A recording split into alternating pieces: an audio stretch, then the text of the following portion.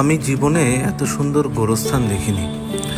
এক একটি কবর যেন মনে হচ্ছিল এক একটি জান্নাতের টুকরা। প্রত্যেকটি কবর যেন এক একটি সুন্দর সাজানো বাগান মনে হচ্ছিল।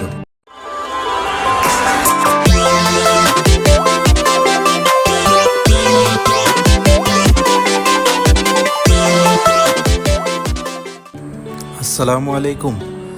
আজকে বনানীতে যাচ্ছি একটি কাজে। তো যাওয়ার পথে নামাজের সময় হয়ে যাওয়াতে সিদ্ধান্ত নিলাম বনানী গোরস্থান মসজিদেই নামাজ আদায় করে নিব। সাথে আপনাদেরকে বনানীর গোরস্থান মসজিদটিও একটু দেখাবো।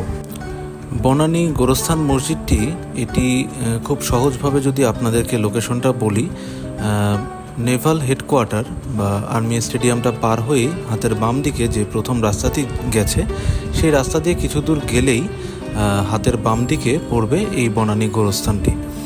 এই বনানী গোরস্থানের সাথেই লাগানো মসজিদ একটি রয়েছে।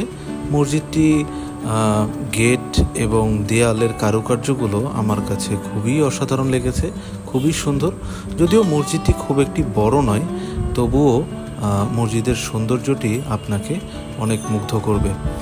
এটি হচ্ছে বনানী গোরস্থান। বনানী গোরস্থান সম্পর্কে আমার পরের ভিডিওতে আপনারা খুব শীঘ্রই পেয়ে যাবেন। গোরস্থানের সাথেই লাগানো এটি হচ্ছে গোরস্থান মসজিদ। মসজিদটিতে নামাজ শুরু হয়ে গেছে। এইখানেই হচ্ছে মুসল্লিরা সবাই নামাজ আদায় করেন এবং এটির ঠিক অপোজিটে একটি সিঁড়ি গেছে, যেটির দোতলাতে উঠে নামাজ আদায় করা যায় এবং তার ঠিক পাশেই রয়েছে একটি সুন্দর অজুখানা।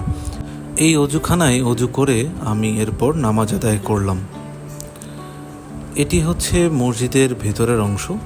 খুব বেশি বড় নয়, ছোটই বলা চলে। এইখানে আমি ওখানকার খতিবের কাছে শুনলাম যে প্রতি শুক্রবারে এই ছোট মসজিদেই জুম্মার নামাজ হয় এবং এখানেও প্রতি শুক্রবারে খুতবা হয়।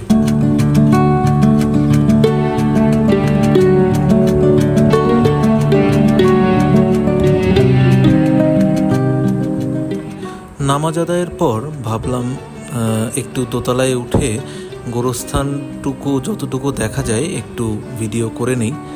দোতলাতে উঠে আমার রীতিমতো চোখ যেন জুড়িয়ে গেল। এত সুন্দর গোরস্থানটি, প্রত্যেকটি কবর এত সুন্দর করে সাজানো, গাছপালা ফুল টুল দিয়ে, মানে যেটা না দেখলে আপনারা আসলে এর সৌন্দর্যটা অনুভব করতে পারবেন না। এটি সম্পর্কিত একটি ভিডিও আমার পরের ভিডিওতে আপনারা নিশ্চয়ই পেয়ে যাবেন। সে পর্যন্ত আমার সাথেই থাকবেন। ভিডিওগুলো ভালো লাগলে অবশ্যই লাইক, কমেন্ট এবং শেয়ার করবেন। আসসালামু আলাইকুম।